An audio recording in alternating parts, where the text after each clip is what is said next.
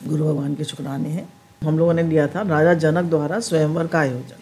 जनक कहते हैं अपनी आँखों से मैं दूसरे को देखता हूँ किंतु मेरा मन किसी की ओर आकर्षित नहीं होता, मुझ में वैराग भरा है। इन कुमारों को देखकर मेरा मन आकर्षित हो रहा है। अब कह रहे हैं राम और लक्ष्मण को देख के जनक जी का मन आकर्षित हो रहा है और वो कह रहे हैं कि मेरा मन तो किसी संसारी चीज़ के ऊपर आकर्षित होता ही नहीं है। तो ये वास्तव में पारब्रह्म परमेश्वर ही है। तो ये पारब्रह्म परमेश्वर ही है, इनको देखकर मेरा मन आकर्षित हो रहा है, इनकी ओर खिंच रहा है। क्या बात है। अब प्रभु नहीं होते तो मेरा मन खिंच ही नहीं पाता। विश्वामित्र कहते हैं राजन, ये तो तुम्हारी दृष्टि का गुण है। ज्ञानी अभेद भाव से चिंतन करते हैं। तुम्हारी वृत्ति ब्रह्माकार है सो तुम्हें ऐसा लगता है, अन्यथा ये दशरथ के पुत्र राम है। विश्वामित्र इसको संभाल लेते हैं और कहते हैं दशरथ के पुत्र राम है, तुम्हें ऐसा लग रहा है कि ये भगवान है। जनक राजा ने कर्म द्वारा ही परम सिद्धि प्राप्त की थी, अन्यथा गीता में और किसी की भी प्रशंसा नहीं की गई।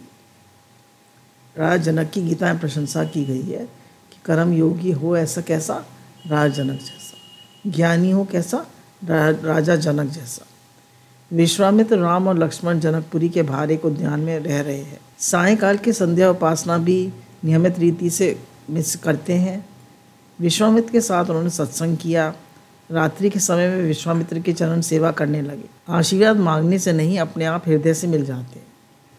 कहते हैं ना लोग आजकल, भाई हमारी पीठ थपथपा दो, हमें आशीर्वाद दे दो, हमारे सिर पे हाथ रख दो, हमें आशीर्वाद दे दो। बोले आशीर्वाद मांगने से नहीं मिलता, आशीर्वाद हृदय से निकलता है। तो जब माता पिता के, सास ससुर के, गुरुजनों के हृदय से आशीर्वाद निकले तो वो आशीर्वाद होता है। और वो कब निकलता है, हम उनकी सेवा करते हैं। सेवा भी कैसे करते हैं, अपने मन से नहीं, उनके मन अनुकूल। आजकल सब लोग सेवा कैसे करते हैं, मुझे क्या पसंद है, मुझे क्या ठीक लग रहा है, वो सेवा करते हैं। सेवा वो होती है जो दूसरे को सुख दे। विश्वामित्र जी जो है राम और लक्ष्मण को आशीर्वाद देते हैं कि भैया तुमने इतनी मेरी सेवा करी है, तुम्हारा ज्ञान और तुम्हारी भक्ति, तुम्हारा सब कुछ सिद्ध हो, ज्ञान भक्ति वैराग, तुम्हारा जीवन महान हो। सेवा और स्मरण के बिना जिसे चैन न मिले वही सच्चा वैष्णव है। बिना स्मरण और सेवा के चैन न मिले वही सच्चा वैष्णव है। भगवान के भजन भी चलता रहे और सेवा भी होती रहे। बोले जो दोनों कर लेता है वही सच्चा वैष्णव। अब एज वाइज भी हो जाता है। वो आप 70 के होने के जा रहे हैं, कब तक सेवा करेंगे, सेवा ही करते रहेंगे। तो गुरु कहते हैं जितनी शरीर से हो जाए सेवा उतनी कर लो, बाकी अब नहीं होती शरीर से तो और लोगों करने दो। अम्मा जी ने तो यही सिखाया था कि भाई अब तुम आ गई हो, अब तुम करो सेवा। हमने अपनी सेवा कर ली। जो सेवा स्मरण के हेतु जीता है वही वैष्णव। हाथ काम मुख राम, हृदय सांची प्रीत, दरिया गृहस्थी साधु की यही उत्तम रीत। जो सेवा स्मरण के हेतु जीता है वही वैष्णव है। लक्ष्मण को बड़ा दुख होने लगा कि अब सेवा का अधिकार और अवसर छिन जाएगा। उनका मन अकलाने लगा, उनका हृदय भर आया, आंखों में आंसू की बौछार होने लगी। प्रभु ने देखा कि उनका लक्ष्मण रो रहा है। तो पूछा क्या कारण है भाई, क्यों रो रहे हो। लक्ष्मण संकोच बोल नहीं पा रहे थे। राम लक्ष्मण के हृदय को जानते थे। उन्होंने कहा भाई मेरे विवाह के बाद दाहिने चरण की सेवा तुम करना और बाएं चरण की सेवा सीता करेगी। एक पैर तुम दबाना, एक पैर सीता दबाएगी। तुम्हें देखे बिना मुझे नींद नहीं आती। कितना प्रेम है। आजकल कोई अपने भाई से इतना प्रेम करेगा। विवाह के बाद भी मैं तुम्हें नहीं छोड़ूंगा, चाहे मेरी भाभी को छोड़ना पड़े और तुम्हें नहीं छोड़ूंगा। राम सभी के अंतर्यामी हैं, किंतु लक्ष्मण तो राम के भी अंतर्यामी हैं। तो ऐसा था राम का बंधु प्रेम। दूसरे दिन प्रातःकाल हुआ तो लक्ष्मण जी सबसे पहले उठे। लक्ष्मण जी सेवक का रोल निभा रहे हैं ना, सबसे पहले वो सेवक को सबसे पहले उठ जाना चाहिए। स्त्री को कह रहे हैं सबसे पहले घर में उठ जाना चाहिए, और स्त्री का धर्म है कि वो सबसे पहले उठ जाए और अपने पति के बाद शयन करे और पति से पहले भोजन ना करे। देखिए ये बात रामायण ने बिल्कुल ठीक लिखी है। पर आजकल क्या है कि क्योंकि कलयुग है तो अगर टाइम से कोई 11-11 बजे खा रहा है खाना, तो कोई कैसे वेट करेगा। कि 10 बजे तो सोने का टाइम होता है, शयन का टाइम होता है। तो जिनके घर में अनुकूलता है वो तो अपना टाइम से उनका फॉलो करें इस प्रिंसिपल को। जिनके घर में बिल्कुल अनुकूलता नहीं है, अपने मन से चलते हैं, वो इस रूल को फॉलो ना करें, अपने टाइम से 9 बजे तक रात्रि भोजन और अपना शयन करें, 10 साढ़े 10 बजे तक शयन करें। वो फिर वेट ना करें। श्री विश्वामित्र शालिग्राम की पूजा करते थे, सो राम लक्ष्मण को पूजा के लिए पुष्प तुलसी दल लाने के लिए कहा। उन्होंने कहा उद्यान में भेजा कि जाओ बगीचे में से फूल ले आओ। राम लक्ष्मण ने तुलसी दल और पुष्प लेने गए तो उन्होंने माली को चाचा कह के पुकारा। तो माली बार बार उन्हें देख रहा है, राम लक्ष्मण को वंदन कर रहा है, कह रहा है मैं तो खाली माली हूँ, मुझे क्यों आप चाचा कह रहे हैं। बोले आप हमसे बड़े तो हैं। तो सबका आदर करते हैं। राम खास बात दिखाई है राम से सीखने की, राम सबका आदर करते हैं, सबको मान दें और सबका आदर करें। राम सभी को एक समान मानते हैं, अतः उनके वन गमन में अयोध्या की प्रजा, समग्र प्रजा का आंसू बहाने लगी। राम लक्ष्मण तुलसी को भी वंदन करते हैं। तुलसी ही नित्य वंदना करने वाले को कभी बीमार नहीं पड़ना पड़ता। देखिए हम लोग तो ऐसी तुलसी के पत्ते तोड़ लाते हैं, कह रहे हैं पहले तुलसी को वंदन कीजिए और नाखून से कभी तुलसी मत तोड़िए और कहिए हम भगवान को भोग अर्पण करने के लिए, भगवान के चरणों में चढ़ाने के लिए आपका हमें सहयोग चाहिए। तो ऐसे हाथ जोड़ के तुलसी को तब उसका सेवन करिए, क्योंकि तुलसी माता जो है वो भगवान की अर्धांगिनी है, राधा जी का अवतार है। साय के काल के बाद तुलसी को कभी न तोड़ें। स्त्री का धर्म है प्रतिदिन तुलसी और पार्वती की पूजा करे, ऐसा करने से सौभाग्य अखंडित रहता है।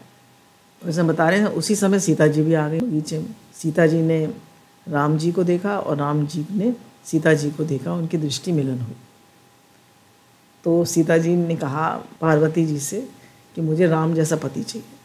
ये तो नहीं जानती थी यही मेरे पति हैं। राम जैसा पति मांगा और सीता जी प्रणाम करती हैं, जय जय गिरिवर राज किशोरी, जय महेश मुखचंद चकोरी, देवी पूजी पद कमल तुम्हारे, सुर नर मुनि सब हो ही सुखारे। राम लक्ष्मण पुष्प आदि लेकर वापस आए और विश्वामित्र से कहा कि जिस कन्या का स्वयंवर होने जा रहा है वही उद्यान में आई थी। राम जी इतने सीधे जाके बता दिया विश्वामित्र को कि वही कन्या आई थी। तो विश्वामित्र जी भी इतने होशियार हैं, बोले मुझे पता था कि वो इसी समय आती है, तुम लोग भी उसे देख लो, इसलिए मैंने भेजा था। अब स्वयंवर का समय आया। राजा जनक ने सभा में कहा कि मेरी पुत्री जब छोटी थी तो इस धनुष से घोड़ा बनाकर इसे खेलती थी, तो इस धनुष का जो भंग करेगा उसी से विवाह करूंगा इसका। इस सभा में रावण भी वो आया हुआ था। बिना कारण क्लेश करे अपनी जय जयकार स्वयं करे, अपनी आत्म प्रशंसा करता है वही रावण, जो अपनी तारीफ खुद करता है वही रावण। इस सभा में भी वह अपनी जय जयकार कराने लगा। बिना कारण ही उसने राजा जनक से झगड़ा मोल लिया। धनुष उठाने का प्रयत्न करता हुआ वह अपनी जय जयकार कराने लगा। अपनी प्रशंसा अपने आप ही करे वह रावण ही है। पार्वती ने शिवजी से कहा आपका शिष्य रावण बहुत अभिमानी हो गया है, कुछ ऐसा उपाय करें कि वह धनुष उठा ही ना सके। शिवजी ने कहा ये तो बड़ा घमंडी हो गया, क्या करना चाहिए। उन्होंने 300 शिव सेवक सूक्ष्म रूप से धनुष के ऊपर बिठा दिए। 300 सेवक। रावण धनुष ना उठा सका और भरी सभा में उसकी शेखी धूल में मिल गई। ऐसा होने पर अंत सभी भी राजा सावधान हो गए कि महाबलवान ये नहीं उठा सका रावण, तो हम कैसे उठाएंगे। तो उनको मुँह की ना खानी पड़े, इसलिए किसी ने धनुष नहीं उठाया। अब धनुष भंग एवं राम विवाह। विश्वामित्र ने रामचंद्र जी को धनुष उठाने की आज्ञा दी और उन्हें प्रणाम करके आशीर्वाद लेकर धनुष भंग के लिए चल पड़े। सीता जी प्रार्थना करने लगी कि इस बार धनुष पुष्प सा हो जाए। सीता जी चाह रही राम से मेरा विवाह हो जाए तो धनुष फूल सा हल्का हो जाए। राम ने धनुष को वंदन करके उठाया और डोरी बांधने के लिए खींचा ही था कि 2 टुकड़े हो गए। बोलिए सियावर रामचंद्र भगवान की जय। विश्वामित्र ने कहा अब सीता बाहर आए, हम उनका दर्शन करेंगे। सीता वरमाला लेकर बाहर आई। इधर रामचंद्र जी सोच में डूब गए कि माता पिता की आज्ञा के बिना विवाह कैसे करूं। सुंदर राजकन्या विजयमाला पहनाने आई है, किंतु माता पिता की आज्ञा के बिना रामचंद्र जी उसे स्वीकारने के लिए तैयार नहीं है। सीता जी ने हार पहनाने का प्रयत्न किया, परंतु राम जी अधिक लंबे हैं। हार पहनाने के लिए उन्होंने जो हाथ बढ़ाए तो कंगन में राम का प्रतिबिंब दिखने लगा, तो वे तल्लीन हो गए। उनका मन एकाग्र हो गया। वो अपने कंगन में ही, जो कंगन पहना हुआ था उसमें ही राम का प्रतिबिंब देखने लगी। तो रामचंद्र जी सर नवाते ही नहीं है, तो विश्वामित्र पास खड़े थे, उन्होंने कहा भैया सर क्यों नहीं नवाते, जयमाला पहनो। तो बोले नहीं, मेरा भाई जो है वो अविवाहित है लक्ष्मण, पहले उसका विवाह कराओ तब मैं जयमाला पहनूँ। ये इतना प्रेम करते हैं अपने भाइयों से। तो उन्होंने उनसे कहा जनक राजा से कि भाई ये राम वरमाला पहनने को तैयार नहीं है, तो चारों भाइयों की, हमारे घर की चारों कन्याओं से विवाह वो है और चारों भाइयों की शादी के यहीं से जाएगी। बोलिए सियावर रामचंद्र की जय। अब जनक राजा ने सेवक कुमकुम पत्रिका लेकर अयोध्या भेजे और दशरथ जी ने पत्रिका पढ़ी। वैदिक विधि पूर्वक विवाह संपन्न करने हेतु अयोध्या की प्रजा के साथ जनकपुर आने का उनको निमंत्रण था। दशरथ जी का हृदय आनंद से भर गया। प्रातःकाल में वशिष्ठ जी तथा अयोध्या की प्रजा के साथ राजा दशरथ ने जनकपुरी की दिशा में प्रयाण किया। जनक और दशरथ का मिलन हुआ। राम लक्ष्मण को लेकर विश्वामित्र भी आए। दोनों पुत्रों ने पिता को प्रणाम किया और नारद जी ने विवाह का मुहूर्त बताया। मार्ग शीर्ष मास के शुक्ल पक्ष की पंचमी का और समय गोरज बेला। अब देखिए धनतेरस कब होता है, दिवाली से पहले। तो बारात कितने दिन रुकी, धनतेरस के दिन आई थी और बसंत पंचमी, और बसंत पंचमी कब होगी, नवंबर के एंड में आई थी और फरवरी के एंड में गई। दिसंबर, जनवरी, फरवरी, 3 महीने बारात रही। ऐसे कोई रोकेगा आजकल? 3 दिन भी नहीं कोई रोकता, एक दिन में ही सबकी हाय मच जाती है। तो राजा जनक ने 3 महीने बारात रोकी और 3 महीने तक बारात रोकी। रघुनाथ जी की बारात में कामदेव घोड़ा बनकर आया। काम अश्व पर बैठकर राम विवाह करने आए। बताया कि काम को वश करके राम विवाह करने आए और साधारण मनुष्य काम पर सवार होकर विवाह करने आता है। सुखदेव जी वर्णन करते हैं, राजन परमानंद हुआ, भगवान को स्वर्ण रचित सिंहासन पर विराजमान कराया गया। एक एक राजकुमार को एक एक कन्या का दान देना है। सभी ब्राह्मण मंगलाष्टक बोलने लगे। विधि पूर्वक राम सीता का विवाह किया गया और जनक ने कहा मैंने कन्या का ध्यान किया। राम प्रतिगृहणामि, मैं स्वीकार करता हूँ। राम सरल स्वभाव के थे, उन्होंने कह दिया प्रतिगृहणामि। अब लक्ष्मण जी कह ही नहीं रहे प्रतिगृहणामि, कह रहे मैं किसी का दान नहीं लेता। रामचंद्र जी समझाने लगे लक्ष्मण सच तो बोलना ही पड़ता है, जो चाहे सो करूँगा, किंतु मैं कन्या का दान के रूप में स्वीकार नहीं करूँगा। विश्वामित्र से समझाया तो उन शब्दों के उच्चारण के बिना विवाह पूर्ण नहीं किया जा सकता। गुरु जी के समझाने पर लक्ष्मण ने प्रतिगृहणामि विवाह की रीति विधि पूर्वक संपन्न हो गई। देखिए कितने भाग्यशाली हैं वो, कितना सुंदर क्षण होगा जब स्वयं भगवान राम परमात्मा और स्वयं सीता जी, लक्ष्मी जी और स्वयं जनक जी महाज्ञानी, उनके पिता और इधर दशरथ जी, इन सब का मतलब स्वयं नारायण का विवाह हो रहा है। क्या सुंदर अवसर होगा। हम तो खाली उसको मानसिक उसका चित्रण कर सकते हैं, पर कितना सुंदर अवसर होगा, कितना सुंदर क्षण होगा। जब तक पति पत्नी का स्वभाव एक ना हो सके तब तक विवाहित जीवन सफल नहीं हो सकता। 2 तन किंतु एक मन ही तो विवाह है।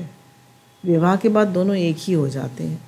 अद्वैत की सिद्धि के लिए विवाह पहला सोपान है। सीता जी ने मुट्ठी में कौड़ियाँ छिपाकर पूछी एक ही कि बेकी? राम जी ने कहा एक ही। तो सखियाँ हंसने लगी। अब विवाह हो गया फिर भी एक ही, बेकी मतलब तो 2 हो गए आप। लक्ष्मण जी ज़रा तेज हैं, बोले नहीं भैया ठीक कह रहे हैं, हम 2 होकर भी एक ही हैं, इसलिए उन्होंने एक ही कहा।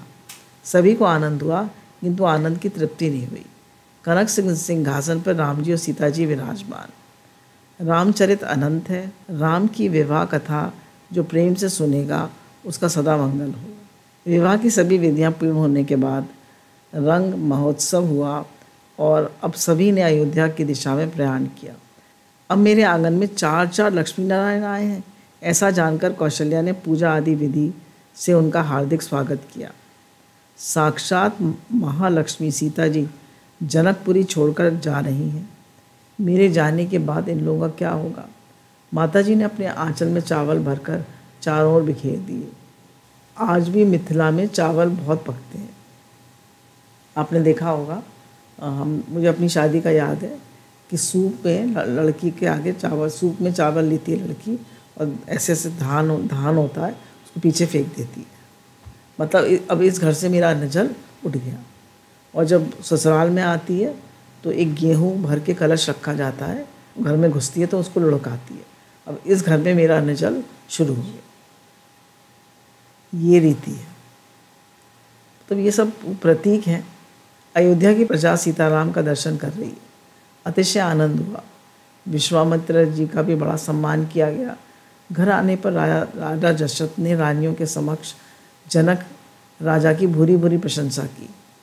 कन्या के यानी वधू के माता पिता की प्रशंसा करने पर वह प्रसन्न रहेगी।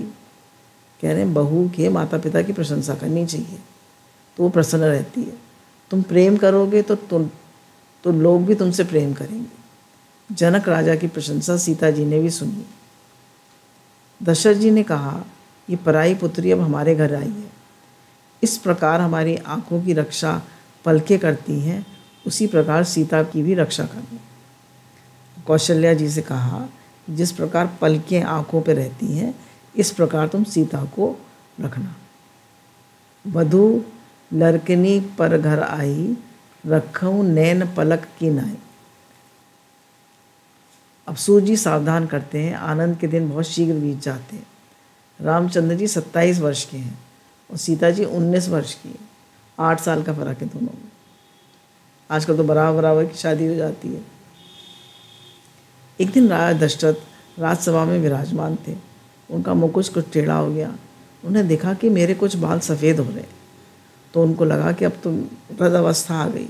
वशिष्ठ जी से परामर्श किया और कहा कि अब हमें राम को राजा बना देना चाहिए। दशरथ जी सोचने लगे, मैं सीताराम का राज अभिषेक अपनी आँखों से के आगे कर लूँ तो अच्छा रहेगा। वैसे तो मेरी सभी इच्छाएं पूर्ण हो गई हैं, किंतु यही एक बाकी रह गई है। इच्छाओं का कोई अंत तो है नहीं, सो इनका त्याग करके भगवत भजन करना उत्तम है। कह रहे इच्छाओं का कोई अंत नहीं, सबसे अच्छा है इच्छाओं का त्याग करो और भगवत भजन करो। उसी समय राजसभा में वशिष्ठ का आगमन हुआ और सभी ने उनका सत्कार किया। दशरथ ने उन्हें प्रणाम करते हुए, प्रजा की इच्छा है कि राम का राज अभिषेक किया जाए, आपकी हम आज्ञा चाहते हैं। वशिष्ठ बोले, विचार तो अच्छा है। दशरथ जी ने कहा, महाराज कोई शुभ मुहूर्त बताइए। वशिष्ठ जी ने सोचा कि आज का मुहूर्त बताऊं, किंतु वे जानते थे कि आज उनका राज्याभिषेक नहीं हो पाएगा। सो उन्होंने कहा, राम जिस दिन जब भी राजपद ग्रहण करे वही दिन श्रेष्ठ है। वो जानते थे कि इधर राज्याभिषेक होगा, इधर वनवास हो जाएगा। दशरथ जी वशिष्ठ जी, राम को ये समाचार आप ही दे आइए तो अच्छा है, आप कुल गुरु हैं। तो वशिष्ठ जी रामचंद्र जी के आवास में पधारे। राम ने कहा, आप मेरे यहाँ पधारे हैं, मुझे पावन कर दिया। वशिष्ठ जी, तुम तो विनय की मूर्ति हो, अतः ऐसी बातें स्वाभाविक हैं। कल तुम्हारा राज अभिषेक होगा। राज अभिषेक की बात सुनकर सभी लोग आनंदित हो गए, किंतु राम कुछ उदास हो गए। तो वशिष्ठ जी ने कहा, तुम प्रसन्न नहीं हुए, उदास हो गए, क्या बात है? बोले, अगर हम चारों भाई राजा बने तो कैसा रहेगा? चारों भाई राजा बने तो ही मुझे आनंद होगा, मैं अकेला राजा नहीं बनना चाहता। तो वशिष्ठ जी हंसने लगे और कहने लगे, यही प्रथा है कि राजा तो एक ही बनता है। राम ने कहा, भाई पिताजी, मुझे अकेले राजा बनाने जा रहे हैं, मैं तो नाम मात्र का राजा रहूँगा, अन्यथा राज तो तुम सभी का है। वो अपना राज नहीं मानते, कहते हैं सभी भाइयों का राज है। देखिए कितना प्रेम है। आजकल का देखिए दृश्य, राम जी की मंदिर की प्राण प्रतिष्ठा हो रही है, जगह जगह राम जी हनुमान जी के पोस्टर लग रहे हैं और प्राण प्रतिष्ठा की जगह जगह बैनर्स लगे हुए। क्यों हो रहा है ये सब? ताकि हमारे अंदर भक्ति भाव आए। हम जो आज मर्यादा ख़त्म हो गई है हमारे समाज में से, हम भी मर्यादा सीखें। मर्यादा क्या है? मर कर चलना, सहन करना, यही मर्यादा है। अब लक्ष्मण बहुत प्रसन्न है कि बड़े भैया सिंहासन पर बैठेंगे तो मैं चंवर डुलाऊंगा, और राम जी कहते हैं कि राज लक्ष्मी तुम्हारी ही है, मेरी कोई इच्छा नहीं। तो दोनों एक दूसरे को सुख देना चाहते हैं। आज सारे नगर को सुशोभित किया गया है। वशिष्ठ जी की आज्ञा के अनुसार दशरथ जी ने भी आज्ञा दी। हृदय आनंद से छलक रहा है। दशरथ जी के राजकाल की अंतिम राजसभा है, ये उनकी अंतिम राजसभा है। ये तो सूर्यवंश का पवित्र सिंहासन है।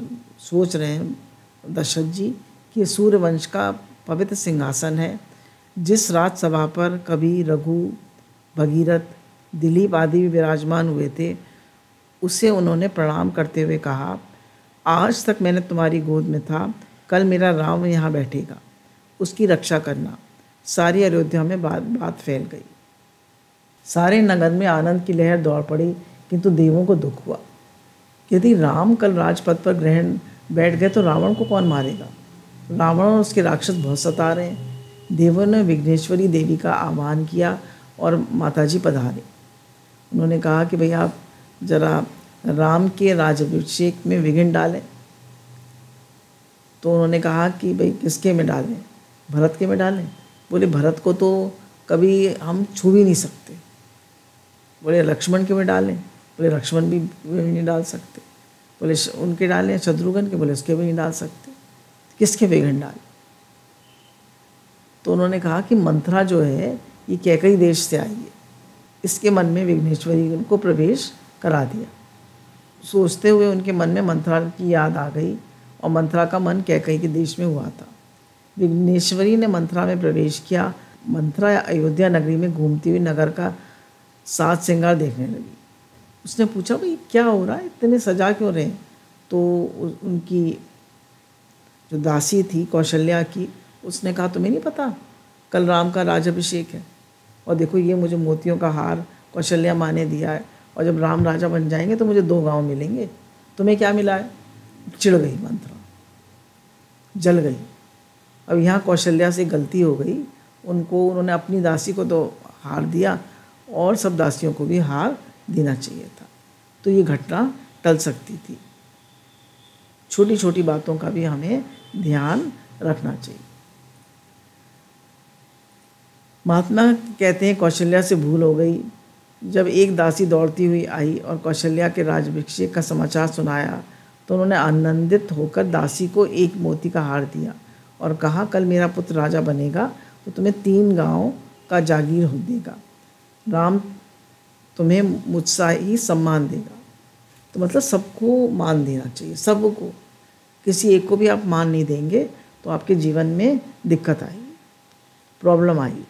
परमार्थ में यदि कोई भूल हो जाए तो भगवान शायद क्षमा कर दें, किंतु व्यवहार की छोटी सी भूल भी लोग क्षमा नहीं कर सकते। परमात्मा बड़ी भूल भी क्षमा कर देते हैं। व्यवहार बड़ा कठोर है। व्यवहार में अत्यंत सावधान रहना चाहिए। कौशल्या ने अपनी दासी को तो बहुत कुछ दिया, किंतु सखियों की दासी को कुछ नहीं दिया। मंथरा आदि को कुछ ना कुछ दे दिया जाता तो ये विघ्न टल जाता। व्यवहार करो, किंतु व्यवहार में डूब न जाना। जब तक साधु महात्मा की मुट्ठी भर अन्न की ज़रूरत रहती है तब तक उन्हें गृहस्थी की भांति व्यवहार करना ही पड़ता है। जब तक आप गृहस्थ में हैं तब तक व्यवहार करना ही पड़ेगा, और व्यवहार बड़ी सावधानी से करें। जब तक शरीर है व्यवहार छुड़ा नहीं जा सकता। व्यवहार करो किंतु उससे परे रहकर करो। अब कैकई का प्रसंग है। कैकई प्रसंग व राम वनगमन। कैकई जो है जोर जोर से रोने लगी और नाटक करने लगी। उसके अंदर त्रिया चरित्र आ गया। उसने कहा कि अब तुम्हारा अहित होने जा रहा है। राम के राज्याभिषेक की तैयारी 15 दिन से चल रही है और तुम्हें राजा दशरथ ने बताया ही नहीं। वो कौशल्या को चाहते हैं, तुम्हें नहीं चाहते, और केवल तुमसे प्रेम का नाटक करते। तो शुरू में तो कैकई नहीं मानी, कहने की पता नहीं क्या बोल रही है ये, पर धीरे धीरे उसने जैसे ही कौशल रोती जा रही थी, मंथरा रोती जा रही थी, तो जैसे ही कैकई ने उसका स्पर्श किया कि हुआ क्या है तुझे, तो उसने कहा मैं तो तेरा हित चाहती हूँ। मंथरा बोली कैकई से मैं तेरा हित चाहती हूँ। तो बताओ, कहती है अच्छा बताओ क्या क्या करूँ मैं? तो कहती है दशरथ जी के पास तुम्हारे 2 वर गिरवी रखे। एक बार जब देवताओं का युद्ध हो रहा था तो दशरथ जी का वहाँ उसमें करने गए थे सहायता, तो जो धुरी थी, पहिए की धुरी थी, वो टूट गई थी। तो उसमें इन्होंने कैकई ने अपनी उंगली लगा दी थी। दशरथ जी ने रथ चलाया था और युद्ध जीते थे। ये वीरांगना थी कैकई, इसलिए दशरथ जी इनसे प्रेम मानते थे। तब उन्होंने कहा था कि इतनी उसकी वीरता देखकर उन्होंने कहा था कि तुम जब चाहे मुझसे 2 वर मांग लेना। उसको याद दिलाया कैकई ने, उसने मंत्रा ने, कि आपको 2 वर मांगने के लिए दशरथ जी ने कहा था। आप ये वर मांगिए कि राम को वनवास और भरत को राजगद्दी, राजाभिषेक। उन्होंने कहा राम को पहले कसम दिला लेना, क्योंकि राम की कसम अगर नहीं खाई उन्होंने, और पहले भरत का राजाभिषेक मांगना कहना और राम का वनवास बाद में, क्योंकि राम का वनवास आपने पहले कह दिया तो दशरथ जी मूर्छित हो जाएंगे। समझा बुझाकर भेज दिया। अब देखिए ये सब होनी है, ना तो कैकई बुरी है, मतलब कोई ये सब विघ्नेश्वरी के काम है, सब लीला रची पड़ी है, सब खेल बना पड़ा है। किसको दोष दें? कहने कौशल्या निष्काम बुद्धि है, सुमित्रा श्रद्धा है और कैकई कुबुद्धि है। कैकई का क्रोध कब उतरने वाला था? दशरथ ने उससे कहा जो चाहे मुझसे मांग लो, मैं तो तेरे अधीन हूँ। मैंने आज तक कभी राम की कसम नहीं खाई, आज राजा राम की कसम में बंध गए हैं। तो कैकई ने कहा आपको याद ही होगा कि मुझे 2 वर आपसे लेने हैं, मैं आज वही वर चाहती हूँ। अरे 2 क्या 4 वर मांग ले। दशरथ जी बहुत प्रसन्न है ना, कहीं आप देने से इनकार तो नहीं करेंगे? तो दशरथ जी ने कहा रघुकुल रीत सदा चली आई, प्राण जाए पर वचन न जाए। हे नाथ हे नाथ हे नाथ, मेरा वचन कभी मिथ्या नहीं हो सकता, जो चाहे सो मांग लो। कभी भी किसी को वचन नहीं देने चाहिए। क्या मांग ले? कैकई जानती थी कि राम कल वन जाएंगे, मैं आज श्रृंगार कैसे करूं? मेरे राम रावण का नाश करके राज संभालें, इसी में उनकी शोभा है। अब भगवान कहते हैं कि जितने भी झगड़े होते हैं वो लोभ और स्वार्थ के कारण होते हैं। वनवास के बिना जीवन में सुवास नहीं आने का, तपश्चर्या के बिना जीवन सुवासित नहीं हो पाता। राम युवा अवस्था में ही वनवासी बने, काम ही रावण है। ये रावण कभी सभी को रुलाता है। कैकई ने प्रथम वरदान मांगा, राम का राज्याभिषेक किया जाए, और मंत्रा ने कैकई को पहले ही समझा दिया था कि राम की कसम दिलवा देना। दूसरा वरदान तो सुनकर राजा निस्तेज होकर मूर्छित हो गए, और वे मूर्छित अवस्था में सीताराम बोलने लगे। मूर्छा से जब जागे तो कहने लगी कैकई तूने क्या मांगा? मेरे राम तो वन में क्यों भेज रही है तू? उसने तेरा कौन सा अपराध किया है? राम जैसे सरक बालक को वन में कैसे भेजें? मेरे राम को मेरी आंखों से दूर ना कर, मैं राम के बिना जी नहीं पाऊंगा। जिए मिन बरुवारी विहीन, मनि बिनु फिनको जिए दुख ही दीना। कहूँ स्वभाव न चल मन माही, जीवन मोर राम बिनु नाही। दशरथ जी कह रहे हैं मेरा जीवन राम के बिना नहीं है, मैं राम के बिना जी नहीं पाऊंगा। संभव है मछली पानी के बिना जी सके और सर्प मणि के बिना दुखी दीन होकर जी सके, किंतु मैं साफ साफ कहता हूँ मैं राम के बिना जी नहीं पाऊंगा। मेरा जीवन राम के दर्शन के अधीन है, क्या मैं राम के बिना जी नहीं पाऊंगा। कैकई कौशल्या और राम कैसे हैं ये मैं अच्छी तरह जानती हूँ। आप अपने वचन का पालन करने में क्यों कतराते हैं? आपकी रघुकुल रीत कहाँ चली गई? देखिए कितनी क्या कर रही है कैकई, कैसे बुद्धि पलट जाती है। दशरथ जी ने कैकई को मनाने का बहुत प्रयत्न किया, विनती की, किंतु वह कब मानने वाली थी। अंत में बड़े दुख से राजा दशरथ ने कहा कैकई तेरा भी दोष नहीं है, मेरा काल तेरे रूप में आया। अब भी कहता हूँ कि मान जा, अपने राम के बिना मैं एक क्षण भी नहीं जी पाऊंगा। किंतु कैकई तो अब निष्ठुर हो गई थी, वह नहीं मानी। दशरथ ने कहा कलमुही हट जा मेरे सामने से, मुझे विश्वास है कि भरत कभी राजा बनने वाला नहीं है। 14 वर्ष बाद राम ही राजा बनेंगे, भरत कभी राजा नहीं बनेगा, बैठेगा ही नहीं गद्दी पे। दशरथ जी जानते थे। प्रातःकाल हुआ, राजा जगे ही नहीं। मंत्री सुमंत आए, उन्होंने कैकई से राजमहल में आकर देखा तो दशरथ जी मूर्छित पड़े थे। वे समझ गए कि कैकई ने कुछ कपट किया है। उन्होंने कैकई से पूछा महाराज क्यों नहीं अब तक जागे? कैकई ने गुस्से से कहा मैं नहीं जानती, सारी रात राम राम राम करते रहे, सो राम से ही जाकर पूछो। सो सुमंत राम के पास जाकर कहा, पिताजी तुम्हें याद कर रहे हैं। राम ने कैकई के आवास में जाकर पिता की स्थिति देखी और कैकई से पूछा, क्या हो गया मेरे पिताजी को? मुझे समाचार क्यों नहीं भेजा गया? क्या बताऊं मैं तुम्हें, अपने पिता के दुख का कारण तुम ही हो। मैंने उनसे 2 वरदान मांगे, वे पहले से ही वचनबद्ध हो गए थे। वरदान सुनते ही वे अचेत हो गए। वरदान सुनकर रामचंद्र ने माता को प्रणाम किया और कहा, माता कैकई, तुम मेरे लिए कितना पक्षपात करती हो। मुझे वन में ऋषि मुनियों के सत्संग का लाभ हो और मेरा कल्याण हो, इसी के हेतु तुमने मुझे वन में भेज रही हो, और भरत से भी अधिक प्रेम तुम मुझसे कर रही हो। कैकई की निष्ठुरता की तो कोई सीमा ही नहीं। राम शब्द सुनते ही दशरथ जी की आंखें खुल गई। राम ने प्रणाम किया, दशरथ जी ने उन्हें बाहों में भर लिया। राम, तुम मुझे छोड़कर नहीं जाना। दशरथ ने आपका कौन क्या रामचंद्र जी पिताजी को धीरज देते हुए समझाने लगे, आप तो धर्म धुरंधर हैं, आपको कौन क्या समझा सकता है।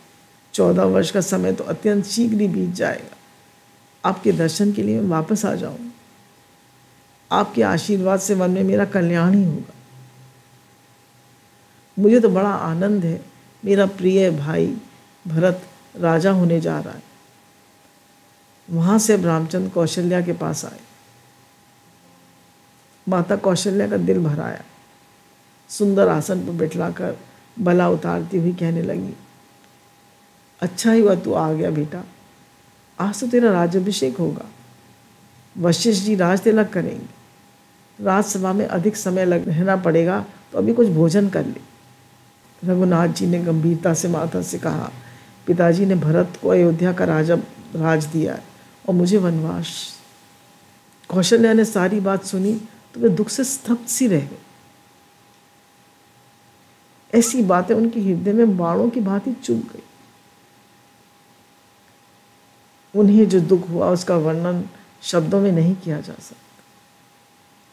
कहीं न जाए कुछ हृदय विषादु। किंतु कौशल्या की कितनी, पहले लोग गंभीर होते थे।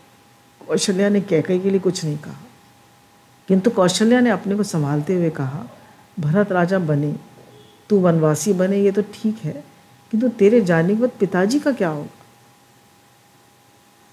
आज तो ऐसी स्थिति हो गई है, बड़ भागी वन अवध अभागी। मैं तेरे साथ वन जा नहीं सकती, क्योंकि मेरे पति व्रत धर्म अनुमति नहीं देता। पुत्र, वन के देवता तेरी रक्षा कर। कितनी धीर गंभीर है कौशल्या। उसी समय सीता जी भी वहां आ पहुंची। अपनी सास को प्रणाम करके धरती पर दृष्टि रखकर वहां खड़ी रह गई। कौशल्या ने राम से कहा, बेटा, ये मात्र मेरी कुल वधू ही नहीं, साक्षात लक्ष्मी है। मुझे तो आशा थी कि प्रेमलता फूले फलेगी। बेटे, यदि वन में तुझे जाना है तो तू जा सकता है, किंतु मेरी सीता मेरे ही पास रहेगी। मेरा अपना पुत्र जो कष्ट उठाए, किंतु पराई पुत्री को कभी दुखी नहीं करना चाहिए। अपनी पलकें आंखों की रक्षा करती हैं, इसी तरह इस सीता की भी मुझे रक्षा करनी चाहिए। रखूं नैन पलक की नाई। राम ने सीता से कहा, तुम यहीं घर पे रहोगी तो माता को प्रसन्नता होगी। सास ससुर की सेवा करना भी तुम्हारा धर्म है। वन में राक्षस भी होते हैं। वनवास में तुम्हें बहुत कष्ट होगा। वनवास केवल मुझे दिया गया है, तुम यहीं रहो और सेवा करना। सीता जी मन में सोच रही थी कि प्राणनाथ के साथ मेरे शरीर और प्राण दोनों जा पाएंगे या केवल प्राण ही, कि तनु प्राण की केवल प्राणा। धैर्य से सीता जी ने कहा, आपकी बात वैसे तो ठीक है, किंतु नारी का आधार मात्र एक पति ही होता है। यदि आपको ऐसा विश्वास है कि आपकी विरह में 14 वर्ष तक मैं जीवित रहूंगी, तो आप मुझे छोड़कर जा सकते। आपके विरह में मेरे प्राण चले जाएंगे, सो मैं भाग्यशाली ही हूँ, किंतु मेरे शरीर पर भी कृपा कीजिए। और तो क्या कहूँ, आप तो अंतर्यामी हैं। रामचंद्र जी ने विचार किया और सोचा कि अगर मैं इसको छोड़ गया तो ये प्राण त्याग देगी, तो अपने साथ ही ले जाऊंगा। अब कौशल्या भी समझ गई कि ये उनके राम के बिना जी नहीं पाएगी, तो उन्होंने कहा कि इसको एक क्षण के लिए भी अकेले मत छोड़ना। तभी लक्ष्मण जी वहाँ आ गए और राम ने उनसे कहा, लक्ष्मण, माता पिता आदि की सेवा करना। मेरे माता पिता तो आप ही हैं, लक्ष्मण जी ने कहा। यदि आप मेरा त्याग करेंगे तो मैं किसकी शरण में जाऊंगा? आप मेरा त्याग ना करें। जल बिना मछली शायद जी सकती है, किंतु मैं राम सीता के बिना जी नहीं सकता। राम भी जानते थे लक्ष्मण उनके बगैर रह नहीं सकेगा, सो उन्होंने लक्ष्मण से कहा, माता सुमित्रा से आज्ञा ले आओ। लक्ष्मण अपनी माता से आज्ञा लेने गए कि पहले कैसे होते थे लोग। लक्ष्मण जी ने माता से सभी बात की। सुमित्रा ने कहा, कैकेयी तूने तो अयोध्या उजाड़ दी। लक्ष्मण से कहा, गच्छ तात यथा सुखम। मात्र तुम ही अपनी सेवा का लाभ देने के लिए राम वन में जा रहे हैं। अनन्य भाव से तू राम सीता की सेवा कर। सुमित्रा जी ने कहा कि तो अनन्य भाव से राम सीता की सेवा करना। पुत्रवती जुगती जुग सोई, रघुपति जगत जासु सुत होई। लक्ष्मण, मेरी अनुमति है, अवध तहाँ जहाँ राम निवासु। अवध वही है जहाँ राम, तो उनकी खूब सेवा करना। कैसे, देखिए पहले कितना प्रेम होता था आपस में। उर्मिला आई, एक भी शब्द बोल ना सकी, मन ही मन प्रणाम किया। उर्मिला उनकी पत्नी आई लक्ष्मण जी की, वो भी कुछ नहीं बोली। सीता, राम और लक्ष्मण दशरथ के पास आए। दुख संतप्त पिताजी को राम धीरज देते हुए कहने लगे, पिताजी शांत हो जाइए, हम वन में जा रहे हैं, हमें आज्ञा दीजिए, आशीर्वाद दीजिए। इस समय का वर्णन कौन कर सकता। दशरथ तो मूर्छित ही थे। कैकेयी कहने लगी, मेरी आज्ञा ही पिता की आज्ञा है। देखिए, वे स्वयं कुछ भी न कह पाए। कैकेयी की आज्ञा से वल्कल वस्त्र लाए गए। राम, लक्ष्मण और सीता अपने राजसी वस्त्र छोड़कर वल्कल धारण करने की तैयारी करने लगे। इतने में वहाँ वशिष्ठ जी आ गए। उन्होंने सीता जी का वल्कल छीन लिया और कैकेयी से कहा, तुम राम को वनवास दिया है, सीता को नहीं। सीता तो हमारी राजलक्ष्मी है। अयोध्या की प्रजा दुख के मारे व्याकुल हो गई। राम ने जनता से कहा, मेरे माता पिता की सेवा करो, जो उनकी सेवा करेगा वो मुझे प्रिय होगा। वशिष्ठ जी आप सबकी रक्षा करेंगे। किंतु प्रजा कहने लगी, जहाँ राम होंगे वहीं हम रहेंगे। राम, लक्ष्मण, सीता ने वन की ओर प्रयाण किया। कैकेयी ने कहा कि राम तो गया और साथ साथ अयोध्या को भी उजाड़ गया। जहाँ तेरा मेरा अपने पराये का भेदभाव है, वहाँ भगवान विराज नहीं सकते। जहाँ तेरा मेरा अपना पराया है, वहाँ भगवान कभी नहीं विराजते। दशरथ मूर्छा से जागृत हुए तो उन्हें समाचार मिला कि राम वन की ओर गए। ओहो, मेरा राम गया, मेरे प्राण क्यों नहीं अब तक बाकी रह गए। अच्छा हुआ निक से प्राण कट हो। उन्होंने मंत्री से कहा कि मेरे स्वर्ण रथ को निकालो और दशरथ और राम, सीता और लक्ष्मण को मेरे स्वर्ण रथ में ले जाओ। भगवान राम बैठ गए और सारी प्रजा जो है वो उनके पीछे पीछे चली। और जब रात हुई सब सो गए और रात के 12 बजे सब गहरी नींद में थे, तो मंत्री से कहा कि अब सब सोए हुए हैं, धीरे से रथ चलाइए जिससे कोई जागे ना, हम यहाँ से चलें। भगवान शंकर को प्रणाम करके देखिए, स्वयं भगवान है। भगवान शंकर को प्रणाम करके रामचंद्र जी ने वहाँ से आगे प्रयाण किया और प्रातःकाल हुआ तो राम का रथ श्रृंगेरपुर के पास आ गया। इधर प्रजाजनों ने जाकर देखा तो राम का कहीं पता नहीं था। ये सब व्याकुल होकर विलाप करने लगे। श्रृंगेरपुर में के राजा को राम का आगमन का समाचार मिला। गोहक वहाँ आए। प्रभु ने गोहक का स्वागत किया। गोहक ने रामचंद्र जी से निवेदन किया, मेरा राज आपका राज है। ने कहा, नहीं, मैं 14 वर्ष तक किसी शहर में नहीं जा सकता। सुमंत के लिए रामचंद्र जी ने कहा कि आप वापस अयोध्या लौटें। विपत्ति के समय भी महापुरुष धैर्य रहे थे, नहीं होते। मेरे पिताजी से मेरा प्रणाम कहना। तो उन्होंने कहा, मेरे साथ सीता जी को तो भेज दीजिए। उन्होंने कहा, सीता जी ने ने कहा, मैंने जनकपुरी का भी वैभव देखा, मैंने अयोध्या का भी वैभव देखा, अब मैं अपने पति के साथ ही रहूँगी। सुमंत अकेले ही लौट गए और राम ने राजा गुहक के से वट वृक्ष का दूध मंगाया और अपने केश में डाला और जटा बना ली। रघुनाथ तपस्वी हो गए। गुहक ये देखकर मूर्छित हो गए और धरती पर गिर पड़े। तो ये रामचंद्र जी को वनवास हो जाता है और वो सब रो रहे हैं कि अयोध्या छोड़कर मत जाओ, पर राम जी का धीरज देखिए। आज राज अभिषेक होने वाला है और उन्हें वनवास दे दिया गया, फिर भी सम और शांत थे। भगवान अपनी रहनी से हमें दिखाते हैं, वो भी 1-2 दिन का नहीं, 14 वर्ष का। हे नाथ, हे नाथ, हे नाथ, हे नाथ। ऐसी हमारे जीवन में भी कोई दुख, परेशानी, कोई तकलीफ़ आती है तो भगवान की मर्ज़ी से ही आती है और हमको उसमें हमारे जीवन को और महान बनाकर जाती है। तो कभी भी घबराना नहीं चाहिए, परेशान नहीं होना चाहिए और सम और शांत रहना चाहिए। और इसमें प्रकृति हमें क्या सिखा रही है ये सोचना चाहिए। बड़े लोग भी कुछ कह रहे हैं तो प्रकृति हमें क्या सिखा रही।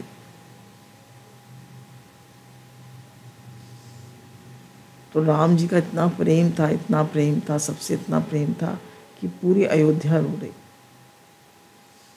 और कोई राम के बिना रहना नहीं चाहता। तो रामायण हमें बंधु प्रेम सिखाती है, माता पिता की आदर करना सिखाती है और कैसे मर्यादा में रहा जाता है, ये रामायण हमें सिखाती है।